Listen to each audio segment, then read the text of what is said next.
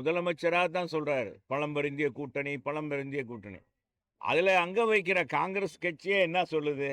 எங்களை ஆட்சியில் பங்கு வேணும், ஆட்சி அதிகாரத்தில் பங்கு வேணும், கூடுதல் சீட்டு வேணுன்றாங்க. ஒவ்வொரு கட்சியும் பார்த்தா இன்னைக்கு போன தேர்தலை காட்டிலையும் நீங்கள் கம்யூனிஸ்ட்டு 2 கம்யூனிஸ்ட்டுகளும் கூடுதல் சீட்டு கேட்குறாங்க.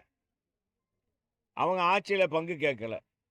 ஆனால் நம்ம வைகோ, புரட்சி புயல் வைகோ, அவர் பார்த்தீங்களா, அவர் தான் இந்த நாட்டில் அரசியலே ஊழல் ஆட்சியை ஒழிக்கணும், கருணாநிதி குடும்ப அரசியலை ஒழிக்கணும். என்ன தெரியும் இவருக்கு, ஸ்டாலினுக்கு என்ன தெரியும் அப்படின்னு சொன்னால், அவரே என்ன சொல்லிட்டார், கூட்டணியில் நாங்கள் மந்திரி சபையிலாம் இடம் கேட்க மாட்டோம் அப்படின்றார். கூடுதல் சீட்டு கேட்போம்ட்டாங்க. ஆக எல்லாரும் கூடுதல் சீட்டு கேட்கறதுல இருக்காங்க. கமலா நம்ம டார்ச் லைட், உங்களுக்கு ஞாபகம் இருக்கா? டார்ச் லைட் யாருக்காச்சும் டார்ச் லைட் இருக்கா? ஞாபகம் இருக்கா?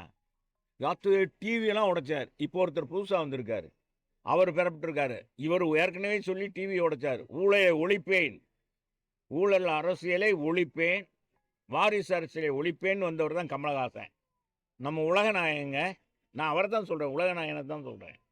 அந்த உலகநாயகம் டிவி மதுரையில் தான் டிவியெல்லாம் உடைச்சார். டம்மாருந்தவங்க தான் பார்க்குறவங்க அசந்து போயிட்டாங்க. தமிழ்நாட்டில் புதிய புயல் இளம்பிடிச்சு உலகநாயகன் அரசியலில் உலகநாயகனாக மாற போகிறான்னு நினச்சா கடைசியில் நகைச்சுவை நடிகர் இருக்க மாதிரி ஆடிட்டார். இப்போ அங்கே போய் சேர்ந்துக்கிட்டு அவரும் 15 சீட்டு கேட்குறாரு.